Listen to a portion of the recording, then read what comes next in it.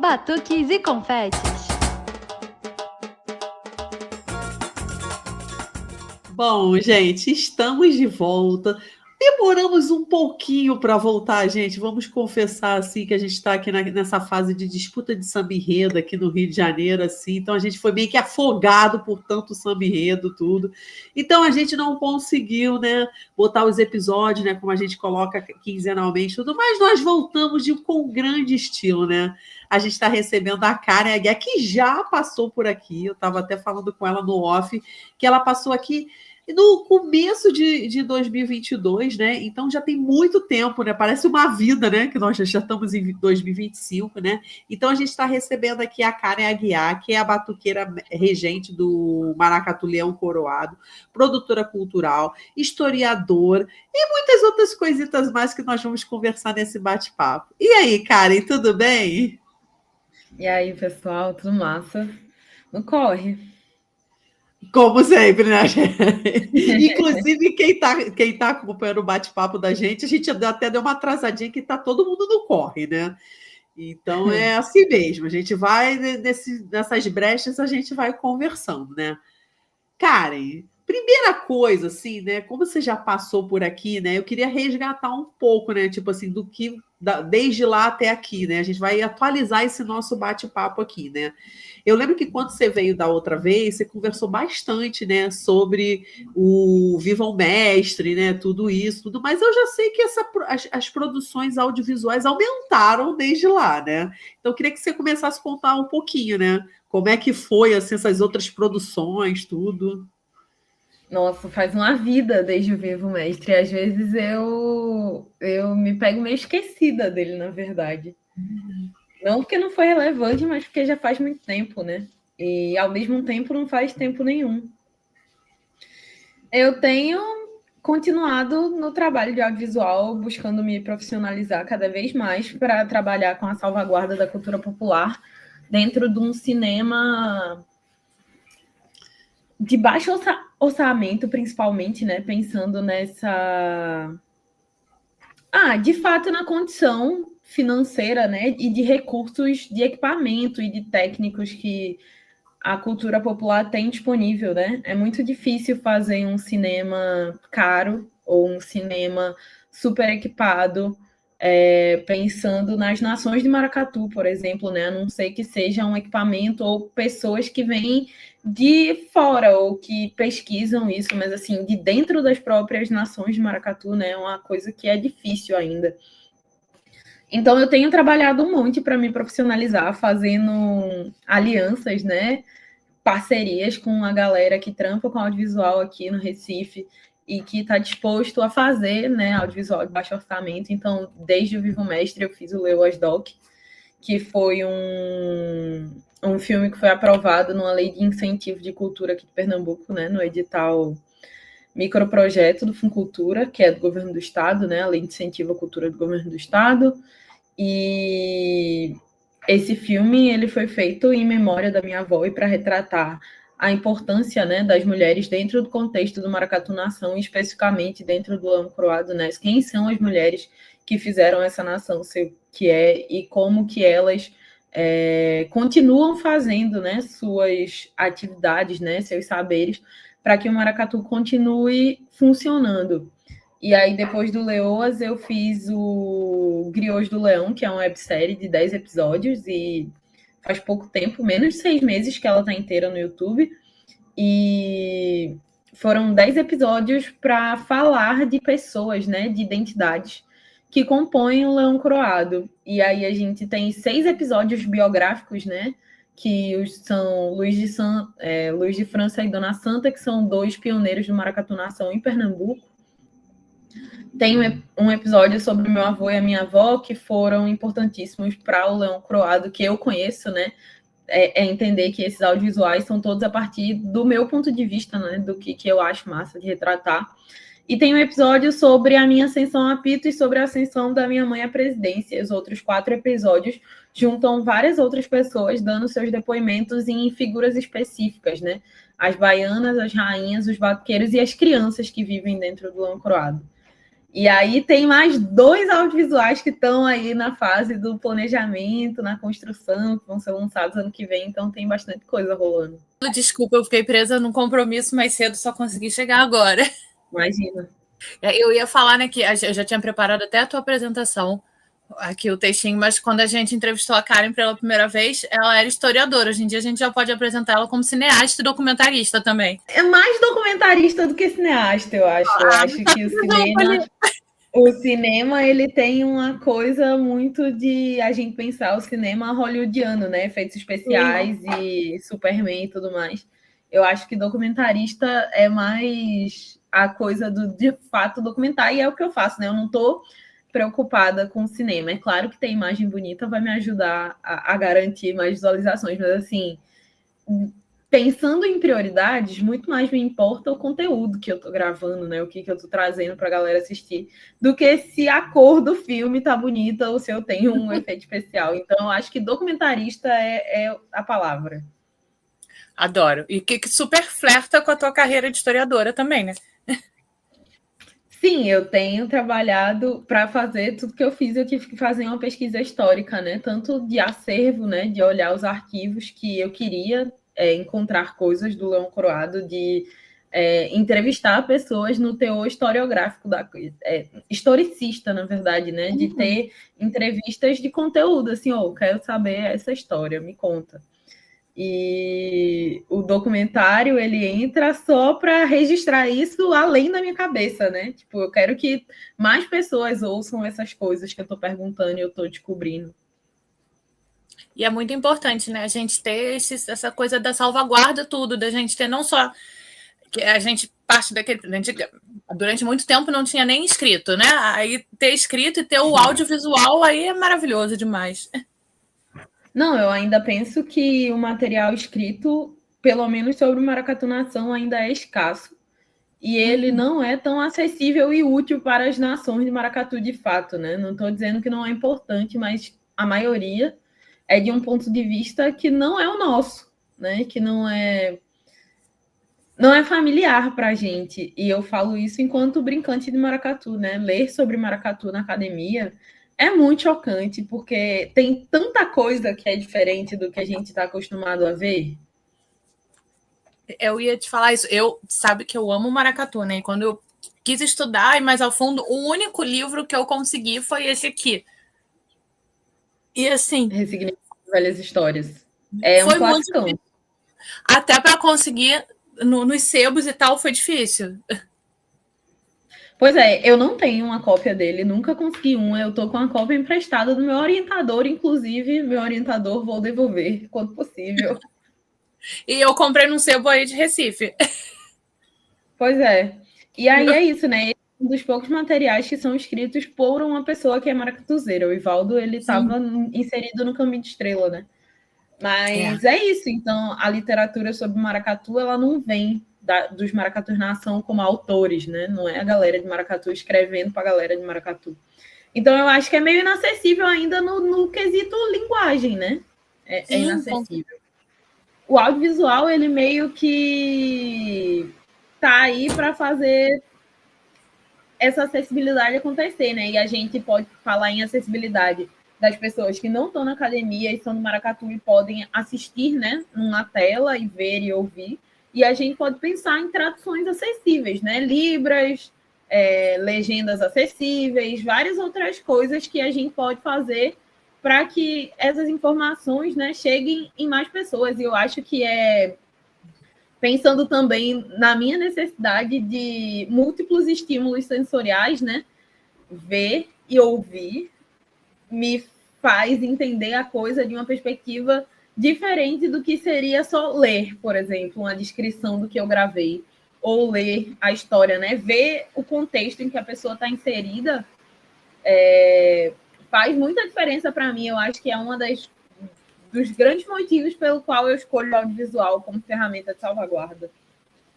Com certeza. E aí, só de você escutar o maracatu, né? Não tem como você não parar para prestar atenção.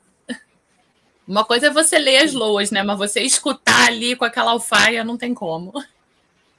Sim, são perspectivas muito distintas da mesma coisa. Não, Gabi, eu cheguei aqui fazendo uma bagunça só. Cheguei do não, nada. relaxa. É para justamente nesse cheguei no clima 220. mesmo.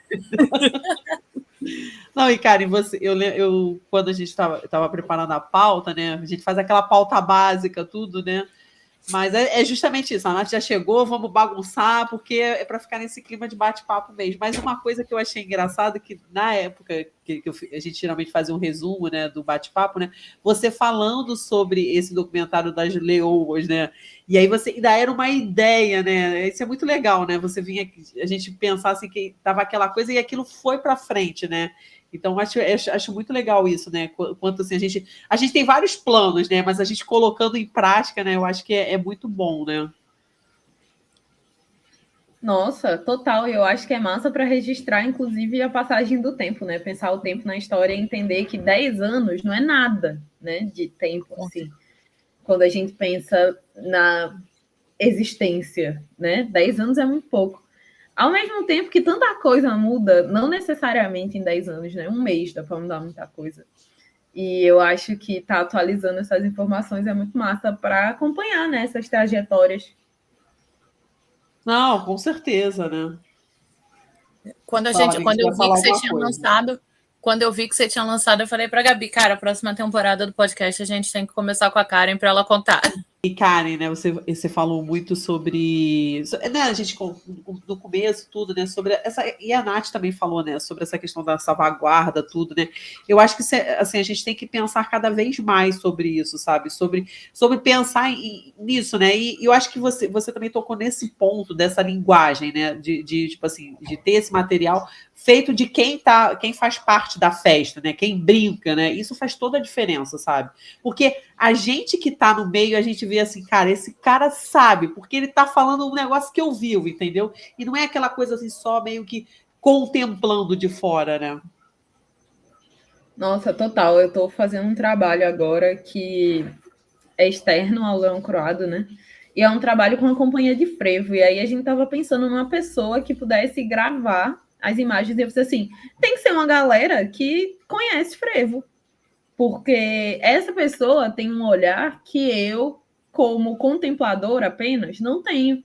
E eu acho que isso se aplica em absolutamente todo o contexto da salvaguarda. Não estou dizendo que a gente não tem que ter outros profissionais ou outras pessoas envolvidas, mas que o olhar da pessoa que de fato vive, né, essa tradição e está preocupado com essa transmissão, ela precisa ser ouvida, né? Ela precisa ser levada em consideração, porque é ela que vive isso na pele o tempo inteiro, né? Não é só...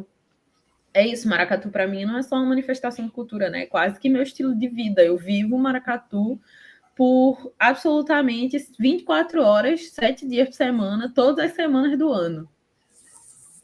Assim, não é E desde que nasceu, não foi uma coisa que você, né, começou depois, né? Ah, eu me interessei e fui. Não, você já nasceu ali naquele contexto todo. Pois é, e aí eu acho que a salvaguarda, ela tem esse poder, né, e essa obrigação de ser multidisciplinar, né, de ter gente de várias instâncias pensando na salvaguarda.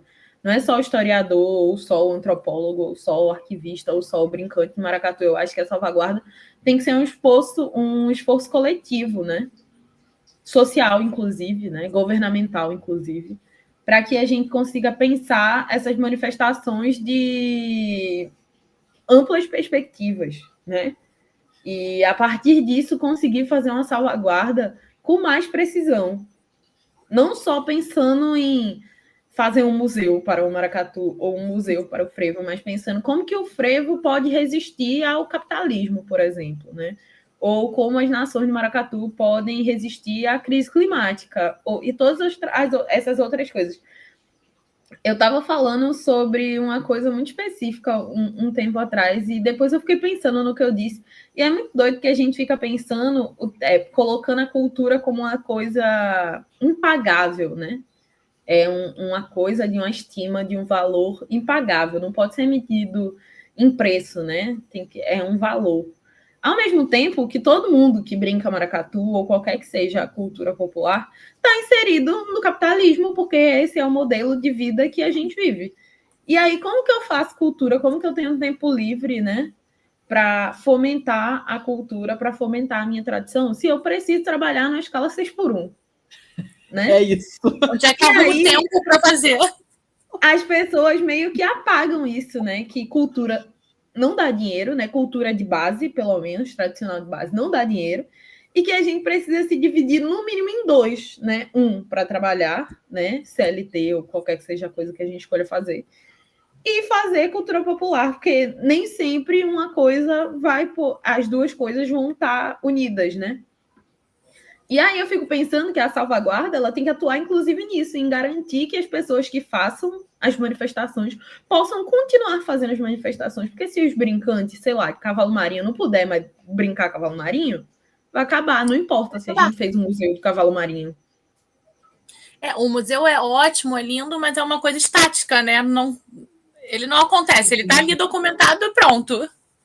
E museu, nessa perspectiva que a gente conhece e está acostumada, é uma coisa que está ali para expor o que passou, né? O que morreu. Sim. O museu, ele guarda uma memória que não é produzida mais.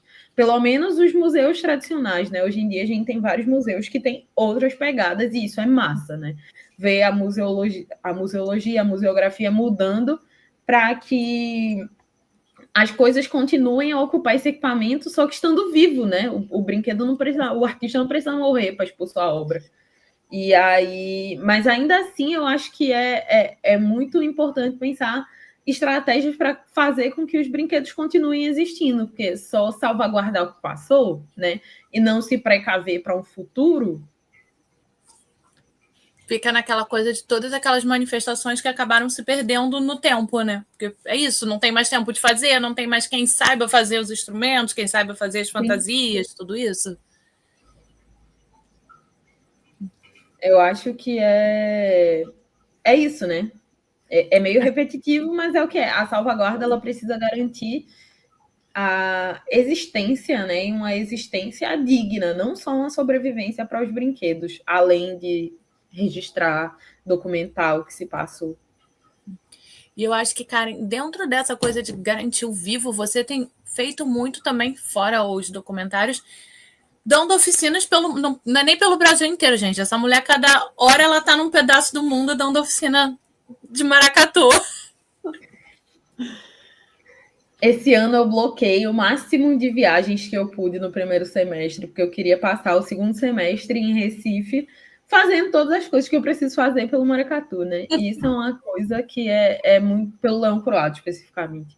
E isso é uma coisa muito doida que, assim, para dar condições de que os integrantes do Leão Croado tenham tudo aquilo que eu imaginei, né? Sei lá, seja a sede construída, seja acesso a outras brincadeiras culturais, a intercâmbio, enfim, oportunidades, eu preciso sacrificar o meu tempo com eles para estar ensinando e compartilhando maracatu com outras pessoas, né? E aí essa foi uma coisa que me pegou num lugar muito específico, né? Dessa dualidade, tipo assim, entender o que me motiva e por que vale a pena que eu passe tanto tempo longe, né?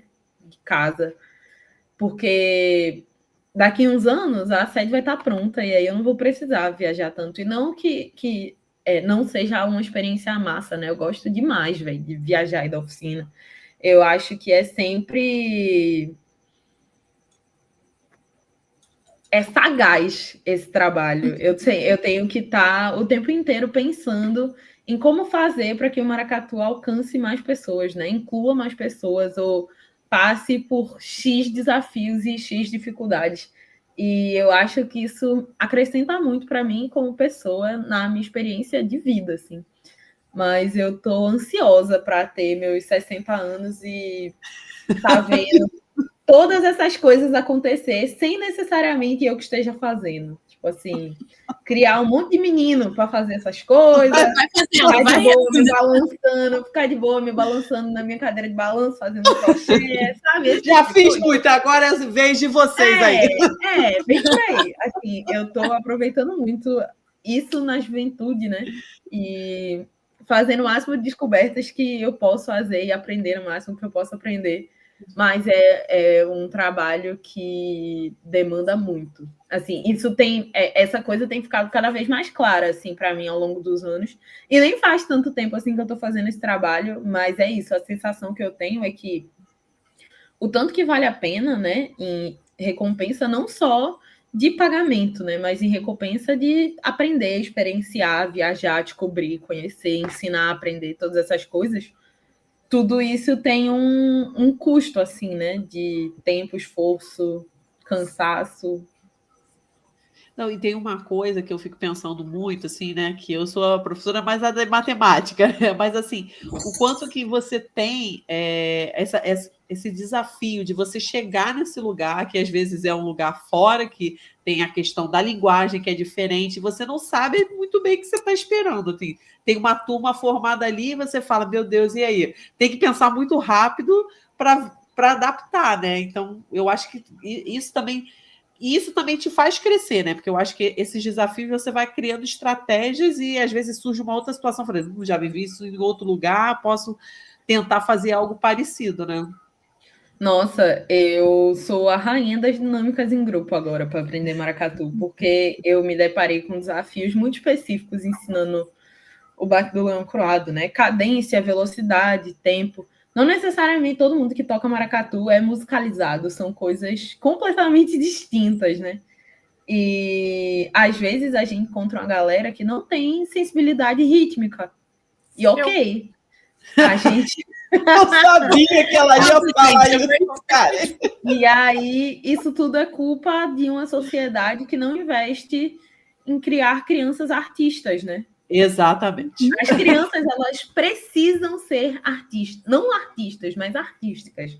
Elas precisam fazer aula de dança, elas precisam fazer aula de música. É necessário, assim, né? Tipo, ter consciência rítmica, ter consciência corporal. São coisas que mudam tanto a nossa vida, no geral. E as crianças, elas são ensinadas a assistir televisão agora, né? Sei lá, o mal da internet com todas as crianças. Então, a gente tem adultos completamente disfuncionais nas áreas artísticas, né? Não sabe pintar, não sabe desenhar, não sabe. Tem gente que não sabe cortar, não sabe usar tesoura.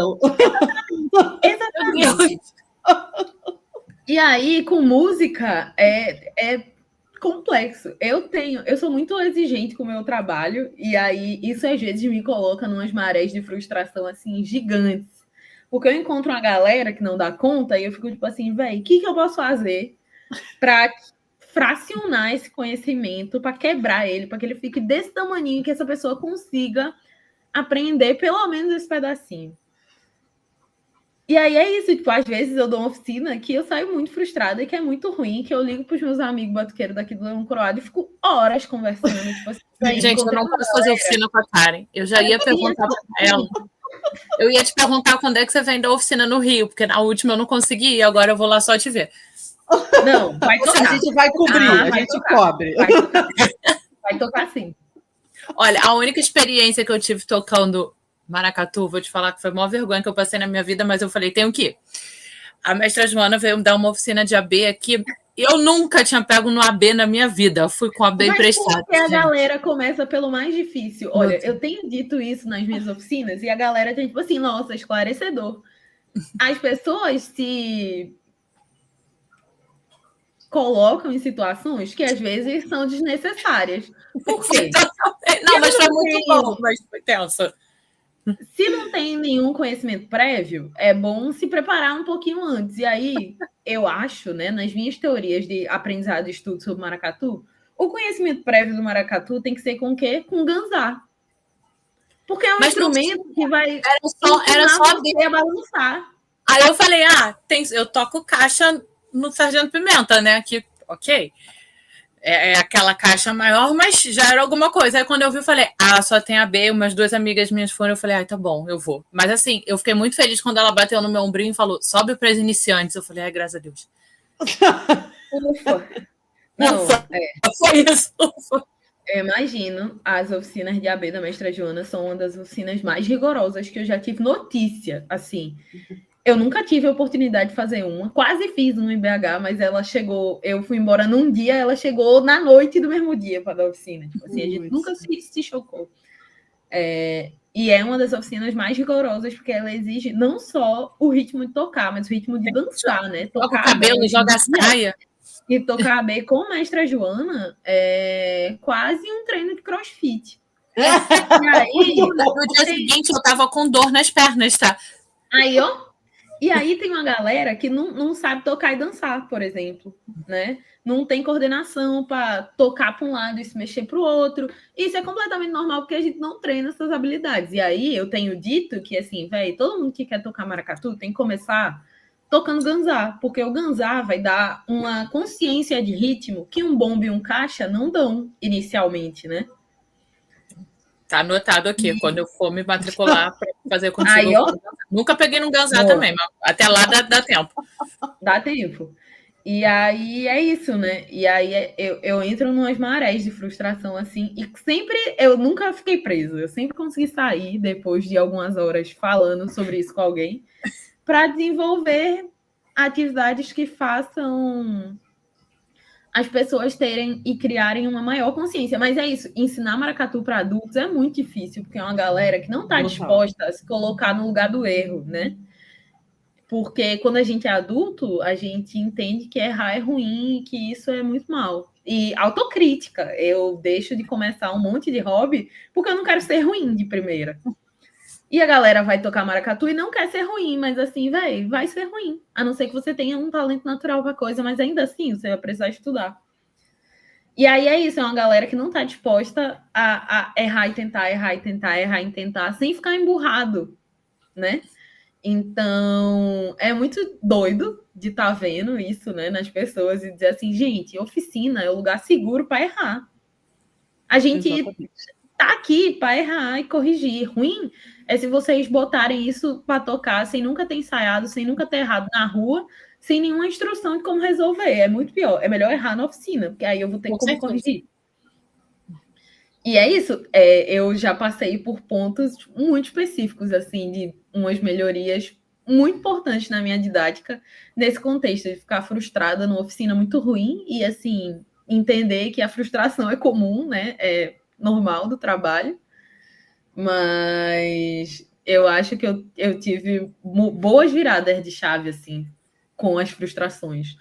Eu gostaria de não me frustrar, mas eu tenho certeza que eu vou continuar me frustrando enquanto eu estiver fazendo esse trabalho.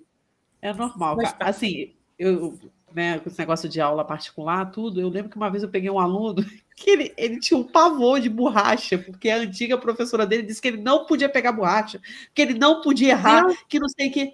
Aí eu falei, o que eu fiz? Eu comprei uma borracha, falei, esta borracha você vai poder acabar com ela quando eu estiver te dando aula. Porque eu falei assim, tá nesse lugar, gente. Você não é bom em matemática, você não vai errar, é impossível, querido. Você não vai sair do lugar, entendeu? Então, eu acho que é isso, assim, acho que você tem. E eu acho que a gente volta para essa questão de ser infância, sabe? Porque na infância você está aberto para isso, né? Quando você está lidando com as crianças, a criança e como é que faz? Entendeu? Ela não tem vergonha de ficar perguntando, entendeu? Mas por que é assim? E por que não é assim? Mas por que eu faço assim? Eu não posso fazer assim? Porque não tem vergonha, entendeu? Ela não tem aquele filtro, sabe? Aí, se eu perguntar isso, eu vou achar que eu sou burra. Não, eu não sei, então eu tenho que perguntar, sabe? Então, acho que voltar essa coisa, né, das crianças, né, terem contato com as artes, né, assim. Eu fui na Bienal desse ano, assim, encontrei... Eu escrevo, né? Também faço alguns contos, tudo. E contei meu professor de escrita, e ele tem 2 filhas, né? E ele falou que está incentivando muito elas lerem, entendeu? Desenharem. Que ele falou assim, cara, tem até uma certa idade que é bonitinho a criança ler, a criança desenhar, a criança fazer aquilo. Aí, depois de uma certa idade, aquilo se quebra. E, não, isso aí é só para quem é criancinha mesmo, comprar lápis de cor, entendeu? Sabe?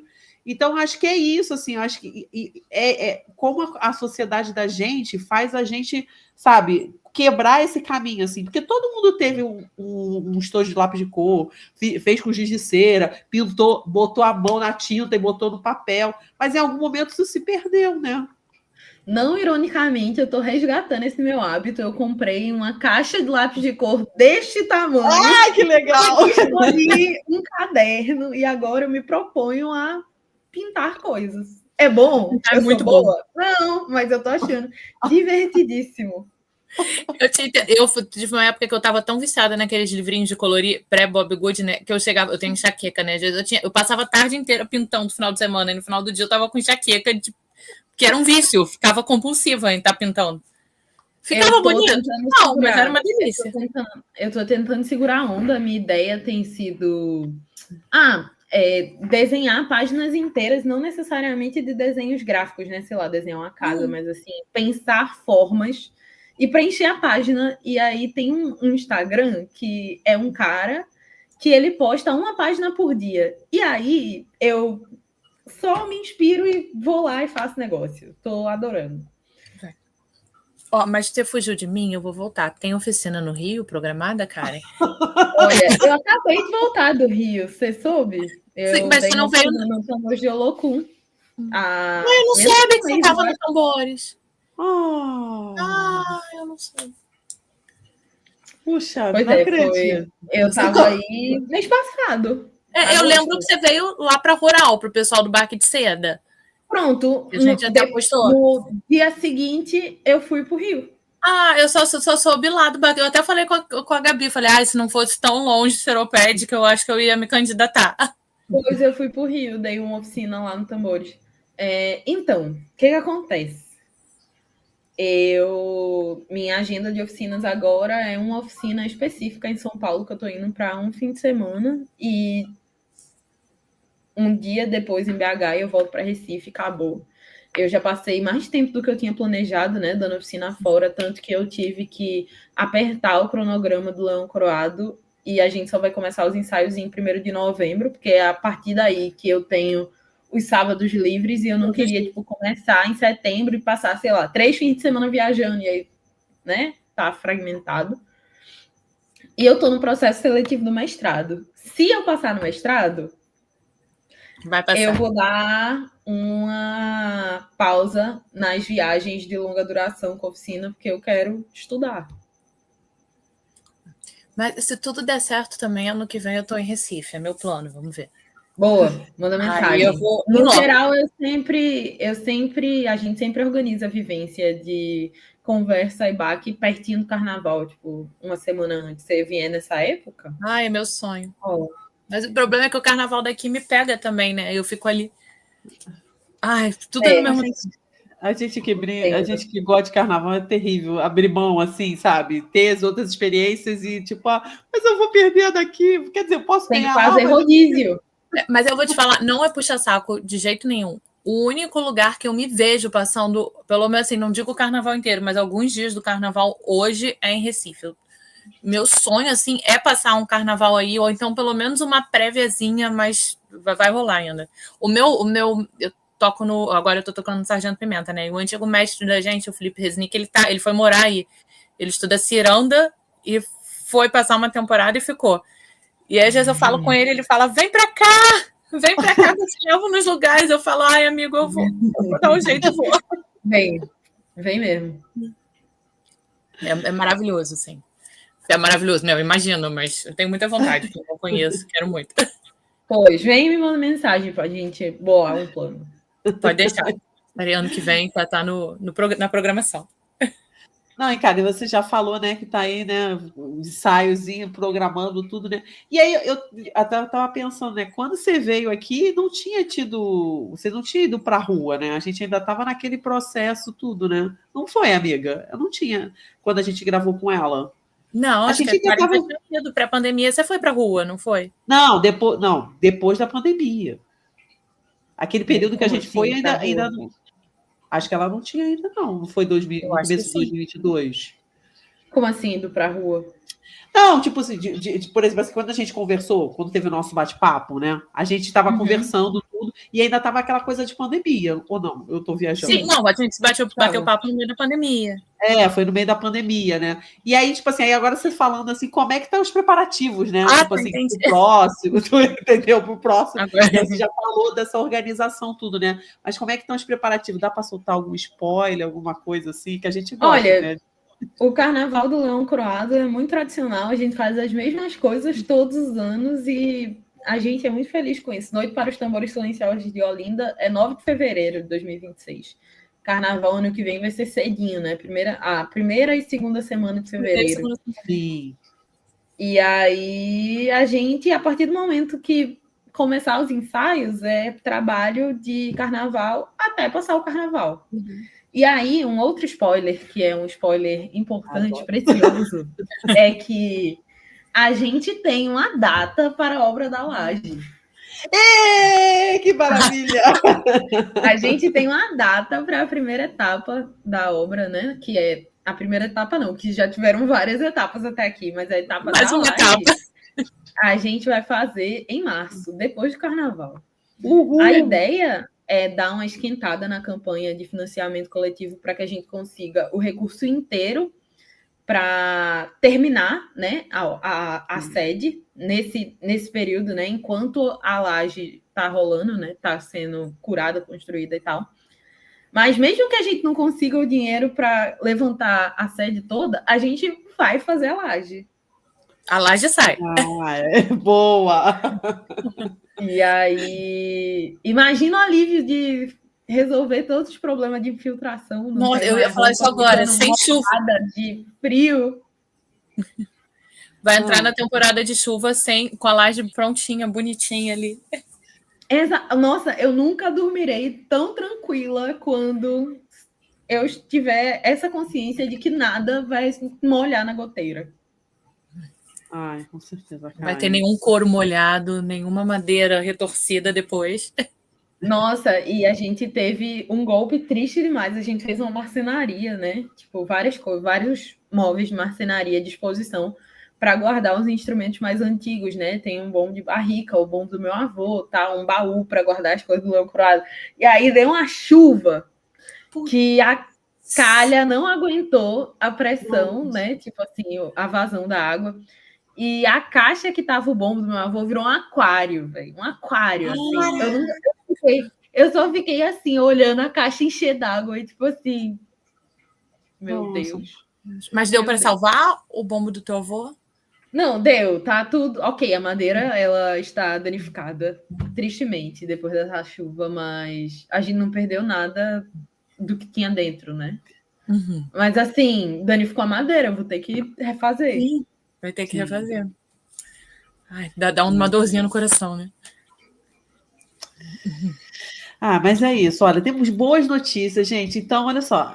Desde a última vez que a gente se viu, né? Tem muitas novidades, né, o Karen? Então, assim foi muito legal, assim, a gente bater esse papo, assim, saber mais, assim, né, tudo.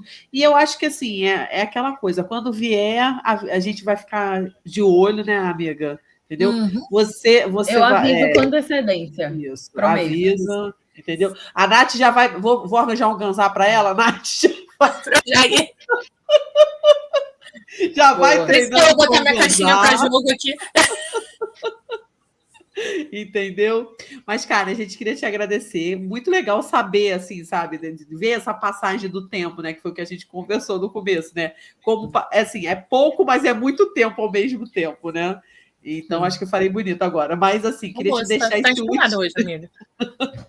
Queria te deixar esse espaço para você. É o nosso momento jabá, assim, você divulgar o que você quiser, faz aquele reforço aí para a campanha de financiamento, tudo. Esse espaço é seu, Karen. Nossa, eu queria primeiro agradecer, né, de estar vindo aqui renovar todos esses papos e todos esses tópicos, que é massa demais acompanhar o trampo de vocês. Desde que a gente conversou, eu continuo acompanhando todas as coisas que vocês compartilham, eu sempre acho massa demais. E é isso, pedir que todo mundo que está ouvindo, se puder apoiar a nossa campanha de financiamento.